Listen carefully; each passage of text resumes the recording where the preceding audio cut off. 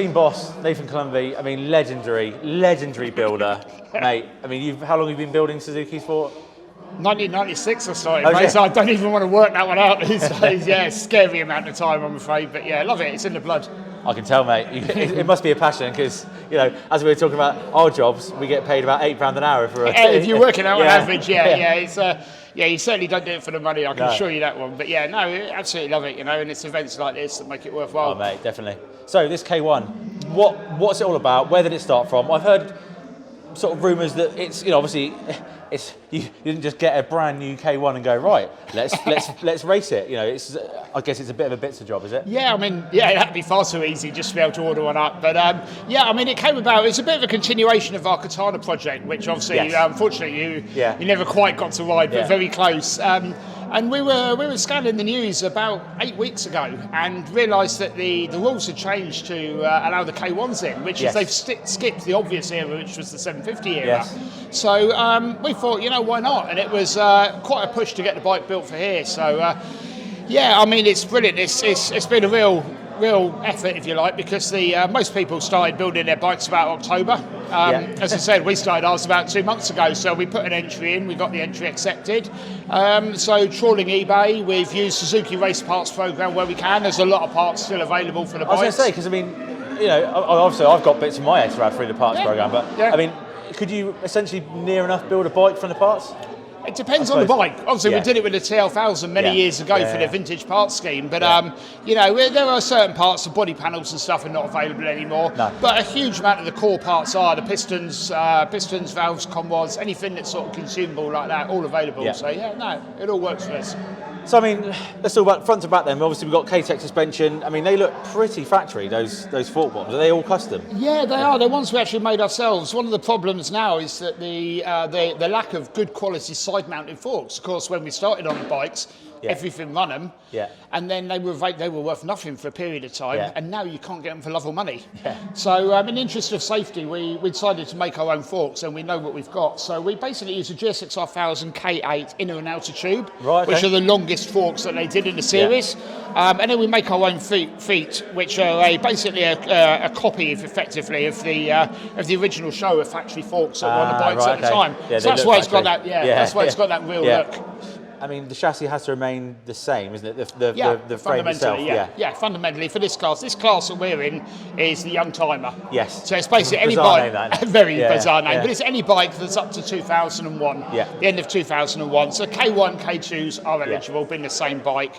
But exactly as you say, the frame has to be pretty much the standard. The swing arm is allowed to be changed for one that was used in the period. This is actually from the 750 at the time. We're lucky enough to have obviously a bit of an array of factory parts lying around, so helped us a little bit with the build. But then K-Tech made a custom shock for us for the rear end. You know, the triple clamps following them from the forks. The triple clamps are copies of the original magnesium ones that we made ourselves. Allows adjustability of the steering head angle, allows adjustability of the offset. No, it's a trick. In terms of the engine then, I mean, what can you do with the rules? The rules are great on that side because it makes it a lot easier to police. They say that the internals of the engines are free. Oh wow! So as long as the bore remains standard, so we have to be under the 1000 cc and normally aspirated. Absolutely, unfortunately, we have to run the original throttle bodies. Although we can change the injectors, you can change the ECU, but not to a Yoshimura. It must remain a Suzuki ECU. Right. Okay. So there are restrictions on that side. At the end of the day, these engines were brilliant, very, very tunable engines. You know, we're running basically 170 horsepower just with a light flow and a set of camshafts. You could push that right up if you wanted to put forged pistons. The problem is we need to run sort of 3 hours of practice and qualifying at this event, and then we want to run a 4-hour race with the same engine.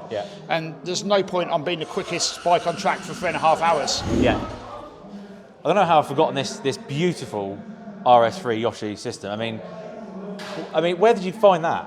That's actually a really little funny story there, Al.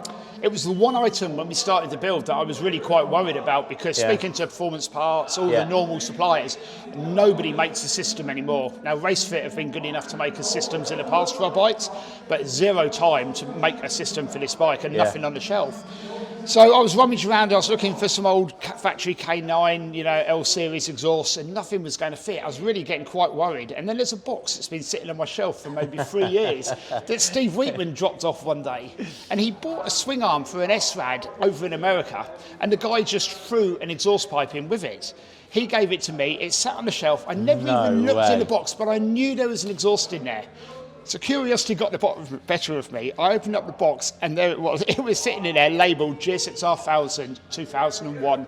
And literally, it was like I'd won the lottery. It absolutely was. I fit it up to the bike. It fits absolutely perfect. It fits in with all the very quiet, as you can see, the 96 decibels on it. Full titanium system.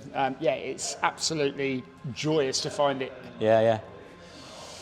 Right, well, I suppose it's time we better start thinking about going racing. So, absolutely. Well, thanks for having me, mate. Really absolutely, no problem at all, mate. Done a brilliant job so far, and obviously on pole, which is means we've got slightly less work to do than everybody else this afternoon. So hopefully, mate, we'll all have a good race and see you at the finish. If you haven't seen the bumper race weekend video from Paul Ricard, make sure you check it out.